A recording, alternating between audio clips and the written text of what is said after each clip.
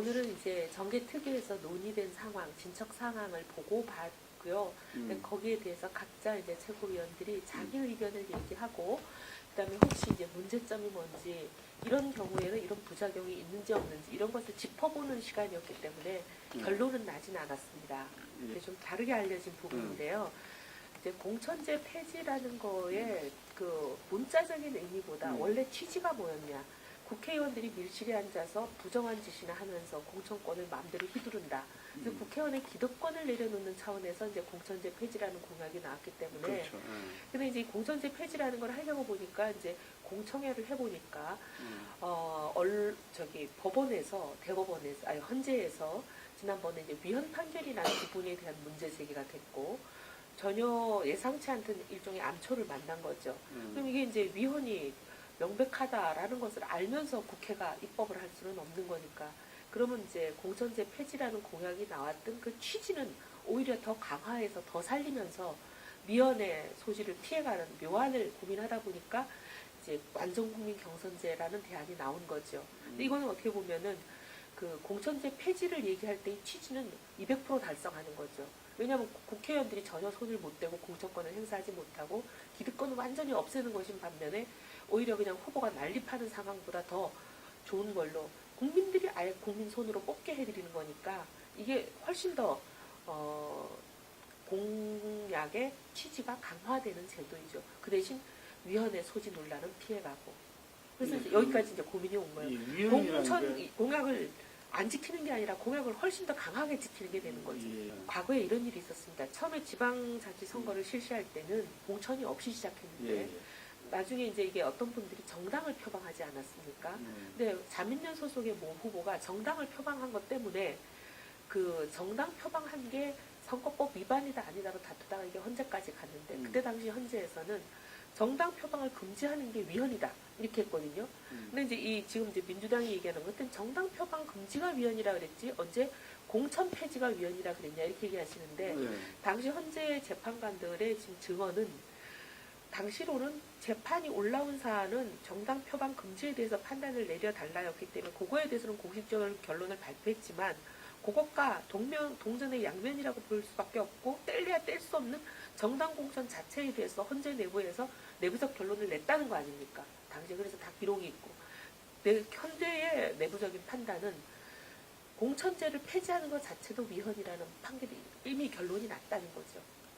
밖으로 그 사건에 대해서 적용한 거는 기소 자체가 정당 표방 금지가 위헌이냐 아니냐만 물어왔기 때문에 거기에 대해서만 공식적으로 그 판결문에만 썼을 뿐이지 헌재 내부적으로는 정당 표방 금지 자체도 위헌이고 더 중요하게는 공천제를 폐지하는 것 자체가 위헌이라는 결론이 났던 거라는 거죠. 예, 그래서 이제 얼마 전에 그 공청회를 했죠. 공청회를 했는데 다수가 이거는 헌재는 지금 확인을 반드시 분명히 해주고 있고 그때 당시 그런 결론이 났고 그게 다 남아있고 기록에. 근데 이제 그러면 다른 법조인들의 의견이 어떠냐 할 때 지금 다수가 이거는 위헌이라는 공청회에서 결론이 난 거죠. 심지어 민주당이 선임한 그 진술인들조차도 와가지고 이거는 명백히 위헌이다라고 진술을 하고 있으니까. 그래서 이제 그 부분 때문에 이 고민이 생긴 겁니다. 위헌을 피해가면서 어떻게 하면은 그 공약을 했던 취지를 더 강화해서 달성하느냐. 어떻게 보면 상당히 형식 논리 또는 이제 정치적인 전략으로 그런 말씀을 하신다라고 보는 부분이 위헌이 빠른 입법을 한다는 것은 국민들께도 사실 도리가 아니고 이거는 더 큰 문제를 가져오는 거죠. 그래서 위헌인 제도를 만들어서 이번 지방자치 선거를 치렀는데 당사자들이 이제 가처분 신청 들어오고 막 하기 시작하면 그 법원에 가서 다 뒤집어주면 이 혼란을 어떻게 하겠습니까? 그래서 이게 더 문제가 되는 거죠. 그래서 그런 지금 이제 민주당의 논리라는 것은 굉장히 어떻게 보면 국민들 앞에 그냥 정쟁을 위한 수사에 불과하지 않나 그런 생각이 드는 이유가 그래서 국민들 입장에서는 어쨌든 간에 정치인들이 지난 대선에서 그럼 그런 걸 검토 없이 그 부분에 대해서는 이제 양당이 모두 국민들 앞에 양을 구하고 말씀을 올려야 될 부분이라고 보죠. 그렇게 쉽지가 않을 것 같아요. 쉽지가 않을 걸로 보고 있습니다. 근데 이제 그 대신 그런 형식 논리에 너무 매달리지 말고 어떻게 보면 취지를 정말 더 강화해서 달성하는 좋은 방안이 있다면 국민들이 이걸 이해하실 거라고 봅니다. 근데 이슈될 수 있을 거라고 보십니다. 저는 개인적인 사견은 사실 공천제 폐지가 아니라 국민분들께서 다 지금 문제 있다고 생각하시는 것은 잘못된 공천의 문제를 제기하신 거잖아요. 공천제 자체라기보다는 저는 그때 당시 공약이 됐을 때도 저는 개인적인 사견으로 다음에도 말씀을 많이 드렸는데 저는 세상의 정책은 공천제를 유지하면서 공천 시스템을 확실히 개혁해서 이런 부정과 비리나 잘못된 공천이 이루어지지 않도록 확실히 근절하는 게 최상이고 그다음에 차선의 이제 방법이 어떻게 보면 뭐 완전 국민 경선이 됐든 뭐가 됐든 이런 다른 방법이라고 봅니다. 그래서 제가 이제 최선의 안은 저는 정말 똑바른 국회의원이나 당의 논의 기구가 사람을 제대로 알고 후보를 정확하게 파악하고 지역 특성도 잘 알고 있는 사람들이 공정하고 깨끗하게 공천하는 게 저는 최선이라고 봅니다. 근데 이 최선을 국민들이 지금 못 믿어 하시는 거잖아요. 그러니 할 수 없이 이제 차선으로 내려가는 거죠. 근데 저는 완전 국민 경선이라는 건 최선은 아니라고 생각합니다. 일종의 차선 또는 차차선이 될 수 있는 정도의 안이지만 국민들이 제가 최선이라고 생각하는 안은 도저히 못 믿겠다고 하시니 어쩔 수 없는 거죠.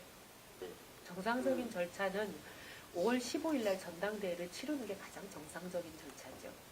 근데 사실은 이제 그러니까 5월 15일 날 정상적인 절차에 의해서 전당대회를 치르면 무슨 문제가 생기냐. 지방선거가 공식 이제 선거전이 시작되는 시점에 새누리당은 전당대회를 치러야 되는 어떻게 보면 현실적으로 가장 최악의 시나리오가 발생하는 거잖아요. 그게 앞뒤로. 네. 그래서 사실은 이런 거를 피하기 위해서 정규 전당대회가 저희가 항상 7월 또는 8월에 있는 거거든요. 근데 지난번 5월 15일 날 전대를 치르는 그 상황에 비상 상황에서 어떻게 보면 타이밍으로서는 그 월스트 타이밍인 가장 최악의 시점에 전당대회를 치를 수밖에 없는 그런 상황이 발생을 했던 거예요. 한 번. 근데 그러다 보니까 이제 임기가 계속 2년씩 맞물려면서 이렇게 돌아오는 건데 그럼 5월 15일 날 전당대회를 치르는 게 지금 이 시점에서 놓고 보면 좋으냐 나쁘냐를 판단할 수밖에 없습니다. 5월 15일이면 거의 지방선거 공식 선거전이 시작되는 시점이거든요. 근데 누가 하더라도 어렵겠네요. 그건 정말 어떻게 보면 바보 같은 일이죠. 당이 그때 전당대회를 한다는 것은 굉장히 바보 같은 일이기 때문에 그러다 보니까 이제 5월 15일 날 전대를 했던 그 비정상적인 상황에서 치러졌던 이 전대를 다시 정상화하는 어떤 한 번의 어떻게 보면 이례적인 일은 있어야 되지 않겠습니까? 7, 8월로 돌리는. 그러니까 지금 많은 사람들 얘기가 지방선거 공천까지 이 지도부가 마무리를 하고 그 다음에 이제 지도부 임기가 끝나는데 법을 어기면서 계속 앉아있을 수는 없으니까 임기가 끝난 그 법적 시점부터는 선대위가 발족을 해서 선거를 치르고 그리고 전당대회는 늘 하던 식으로 여러 가지 선거 일정을 감안해서 가장 좋은 최선의 타이밍이라고 생각하는 7, 8월에 치르는 게 좋지 않겠냐 이런 얘기죠. 그러니까 7월 30일 이후가 될 가능성이 많은 거죠. 항상 저희가 전대를 8월 달에 치러왔습니다. 그러니까 그러면 8월 달에 치렀는데 지난번에 5월 달에 하다 보니까 그건 이제 비상 상황 때문에 그렇게 된 거죠. 주장이 이제 정치적인 수사로는 많이 나오는데 이런 겁니다.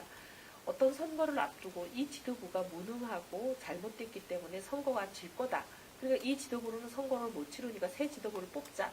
이런 논리가 이제 어떻게 보면은 수용이 되고 많은 당원들에게 납득이 되려면 이 지도부가 치른 선거의 전적이 참패라야 되는 거죠.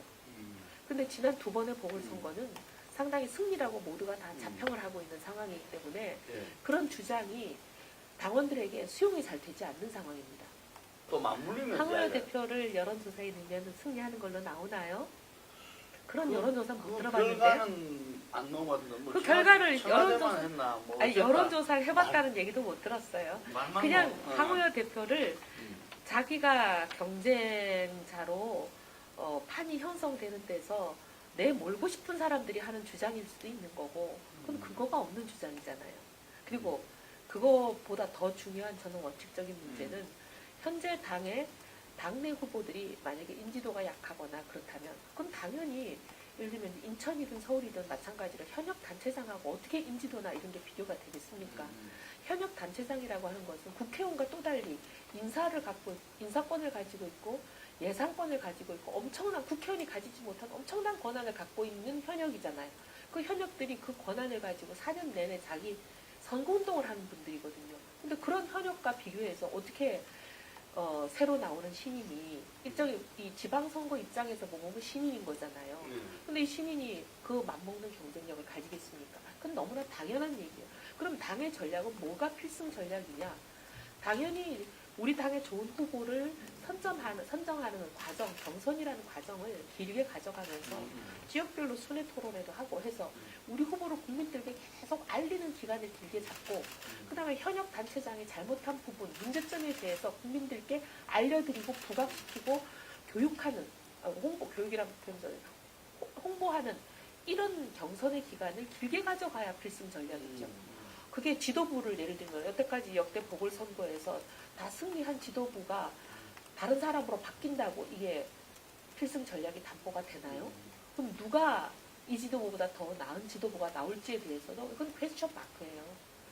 그러니까 어떻게 보면 진짜 필승 전략은 따로 있는데 자꾸 그렇게 얘기하는 사람들은 제가 보기에는 본인의 사심이나 개인적인 이해관계가 뭐가 있기 때문에 하는 말씀일 가능성이 높다는 거죠. 저는 예를 4월까지는 후보 선출이 끝나야죠. 아, 4월부터? 예. 근데 4월까지 후보 선출이 끝나려면 경선의 기간은 3월부터 시작을 해야죠. 최소 한 달? 네. 최소 한 달은? 한 달은 해야 되지 않겠습니까? 해야 되죠. 굉장히 광역인데. 그러니까 그냥 조그만 선거구 하나 치면 협력들로 이렇게 뭐 계속 토론회도 하고 토론회, 연설회 이런 것들 해야죠. 예. 그래야지 국민들한테 알려드릴 수 있는 기회가 생기는 거잖아요. 어제 인재 의원도 그 얘기를 하신 거잖아요.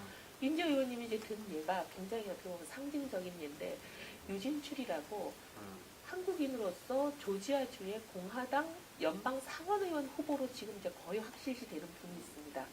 며칠 전에 이제 그분을 저도 만나고 우리 인재 의원님하고 여러분이 같이 만났어요.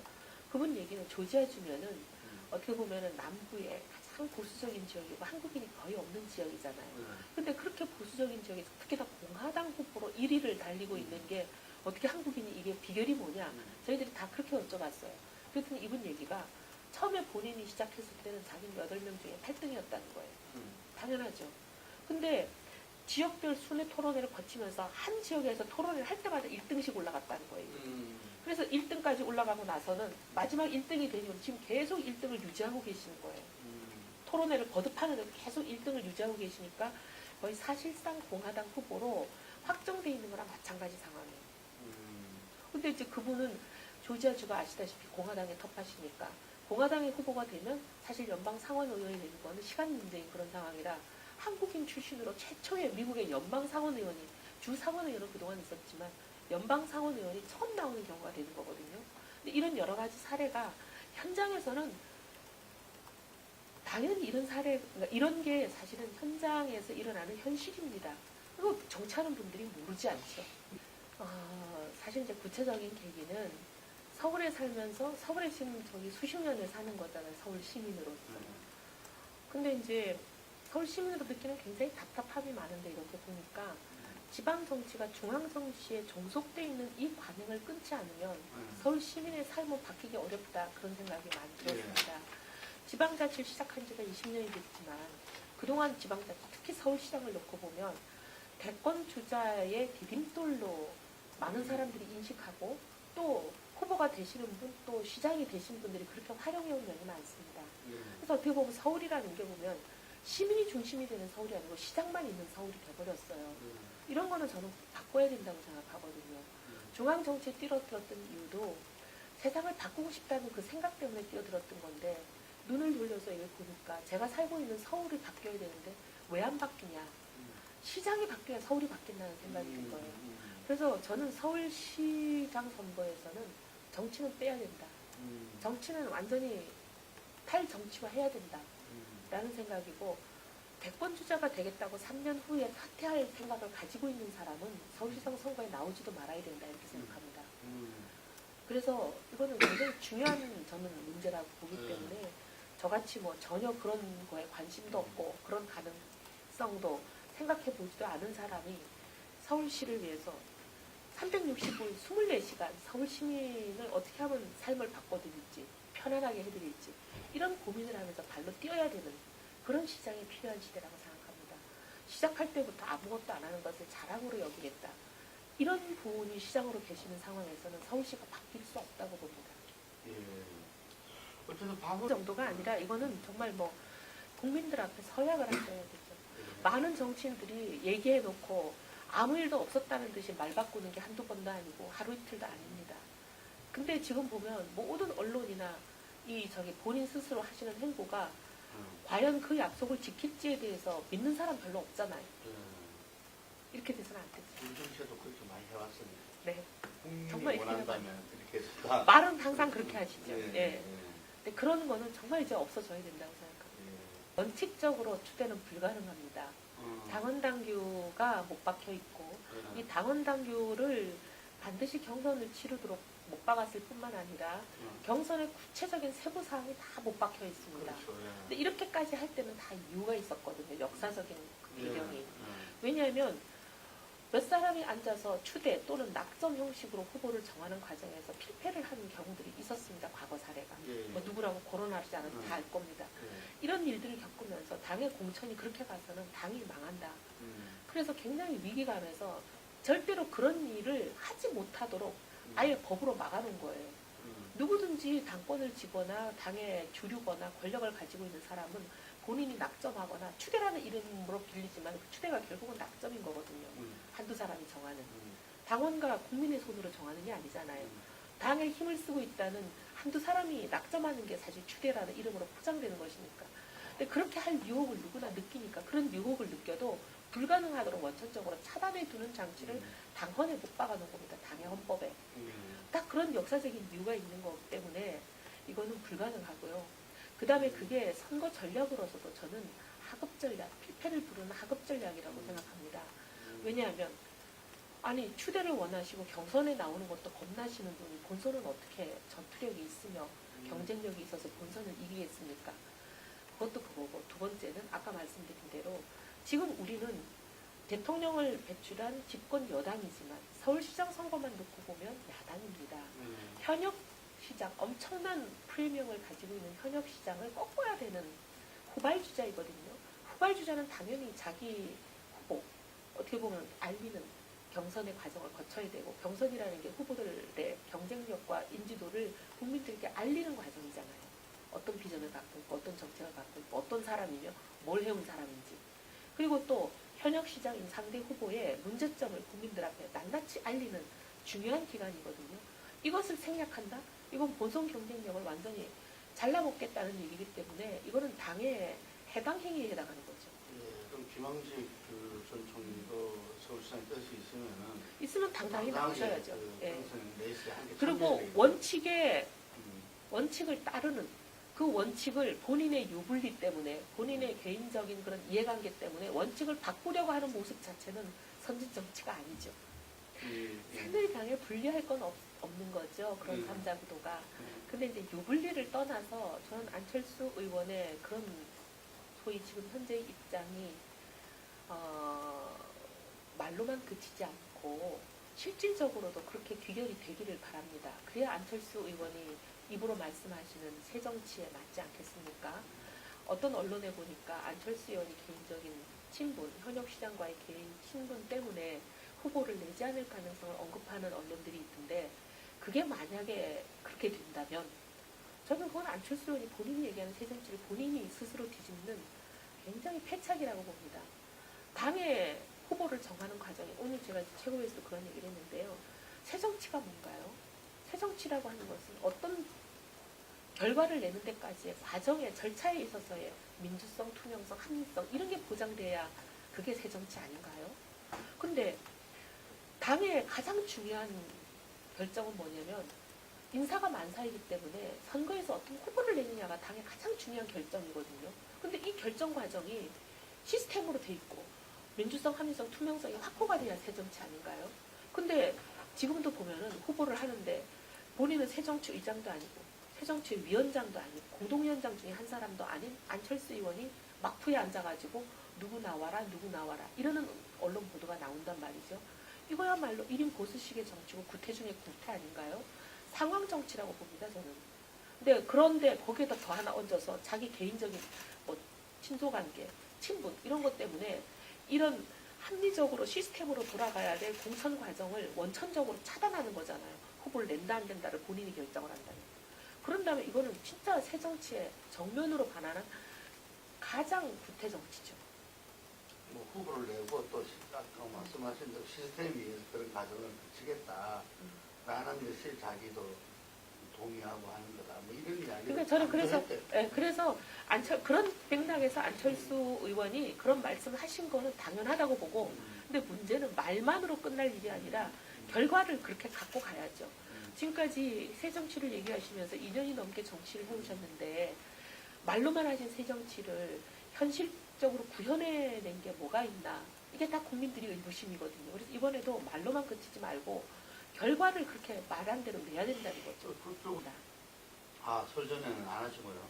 설전에 제가 월요일날 출판기념회를 하기 때문에 출판기념회하고 너무 또 이렇게 붙어 있으면 설이 또 이제 28일부터는 벌써 설 무드로 넘어가니까 시간적으로 너무 이제 짧게 인터벌을 두기가 그래서 설 넘어서 2월 중으로 잡고 있습니다. 시장이 잘하신 부분도 많죠. 근데 이제 바꾸고 싶고 아쉽다고 생각하는 부분이 이런 겁니다.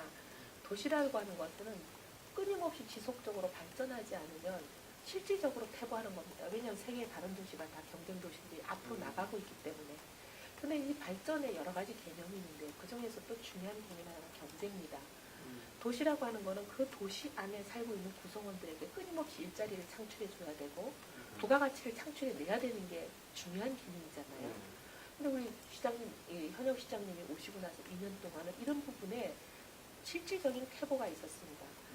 왜냐하면 서울이라고 하는 것은 굴뚝산업을 세울 수도 없고 세워서도 안 되는 곳이잖아요. 그럼 서울에서 일자리를 창출하고 부가가치를 창출하는 건 결국 서비스 산업이거든요. 근데 서울이 가지고 있는 도시 경쟁력으로 우리가 누구보다 낫다라고 할 수 있는 거는 몇 가지가 있습니다. 의료라든지 관광이라든지 아니면 또 앞으로 지향해야 되는 금융이라든지 이런 서비스 산업의 강화, 경쟁력 활성화 이런 게 있었어야 되는데 오히려 되고 있던 일들을 중단을 하셔가지고 오히려 이게 퇴보한 면들이 많이 있습니다. 구체적인 얘기를 다 드릴 만큼 시간은 없지만 수치로 뭐 이렇게 넣을 수 있는 게 있습니까? 수치는 제가 지금 기억을 못하는데 찾아놓은 건 있습니다. 다 줄었습니다. 예를 들면 관광객 하나만 하더라도 전임 시장 시절에는 1000만 명 이런 수준으로 관광객이 왔는데 지금 줄고 있고요. 그다음 더 기가 막힌 거는 얼마 전에 국경절 특수로 중국 관광객들이 대거 왔지만 전혀 수용이 안 돼서 우왕좌왕하고 실질적인 효과를 못 거두는 이런 일들이 일어나는 거는 그동안 전임 시장들이 심지어 하던 그 조치마저도 중단시키는 바람에 일어난 것들이 많이 있습니다. 이런 것들은 공헌이 돼야 되는 것을 넘어서서 오히려 더 여기서 엄청난 부가가치를 창출해내는 많은 일들을 할 수 있습니다. 이거는 뭐 엄청나게 뭐 몇천억씩 들여서 건물 짓고 이러는 게 아니라요. 현재 법과 제도가 구멍이 나 있는 부분들을 메꿔주고 연결하는 것만으로도 정말 천문학적인 그런 부가가치를 창출할 수 있는 부분들이 있습니다. 차례로 기회로 제가 정책을 하나하나 말씀드리겠습니다. 2월이 지나면. 중요한 문제 하나가 사실 시민들의 삶에서 굉장히 큰 비중을 차지하는 게 일자리 다음으로 주거거든요. 근데 이제 전월세 대란은 뭐 나무나 다 잘 알고 계시고, 그 다음에 서울의 거의 한 20%가 넘는 뉴타운 지역들이 사실 중단이 된 채로 2년 동안 방치가 된 거잖아요. 저는 뉴타운이 좋은 점도 있었고 나쁜 점도 있었다고 생각합니다. 뉴타운을 모두 일괄적으로 추진하고 밀어붙여라 저는 이런 얘기를 하고 싶은 생각이 전혀 없어요. 뉴타운 자체도 어떻게 보면 고쳐야 될 여러 가지 면들이 있는 정책이었어요. 근데 어쨌든 중단이 된 상태에서는 되는 부분은 되고 추진을 하고 싶은 지역은 빨리 추진을 하도록 지원해주고 밀어주고 그 다음에 안 하고 싶어서 해제하고 싶으면 빨리 해제해서 다른 출구를 찾아줬어야 되는데 2년 동안 아무것도 안 하셨거든요. 그리고 이제 선거가 다가오니까 이제서야 뭐 뉴타운 출구 전략을 마련해서 한다고 하시지만 2년 동안 방치하는 바람에 이 시민들의 주거의 삶은 정말 거의 제한하는 수준이 됐습니다. 이런 건 안 되는 거죠. 사실 이제 시작 단계라고 봐야죠. 네. 후반도 좀 마련, 70% 됐다면서요? 그거는 이제 70%라는 건 재벌이 얘기하는 70%인데요. 예를 들면 이렇습니다. 개수도 그 안에 정년퇴직을 연장하는, 정년퇴직 연령을 연장하는 법안. 그 다음에 또 그 대체 휴일제. 이런 거는 사실 경제민주하고 아무 상관이 없는 법안이거든요. 그런 거를 막 집어넣어가지고 그게 무슨 경제민주하고 무슨 상관입니까? 대체 휴일제가. 근데 그런 것도 막 집어넣어가지고 경제민주화법으로 어떻게 보면은 계산을 하는 거 이런 거는 저는 뭐 받아들일 수 없죠.